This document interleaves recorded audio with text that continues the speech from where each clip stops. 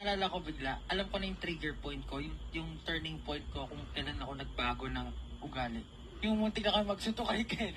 Yung hindi ako pumasok ng ng Ilang araw? 3 days ba? Talagang contemplate ako.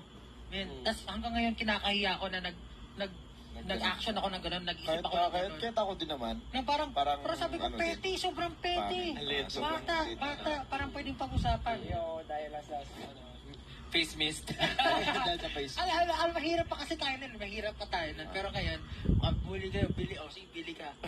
Pero alam mo, parang pagbalik ko, parang, Yaman rin still eh. alam mo, parang hindi ako makakapasok. Alam ko kung hindi ako makakapasok hanggat may dinadala ako sa dibdib ko.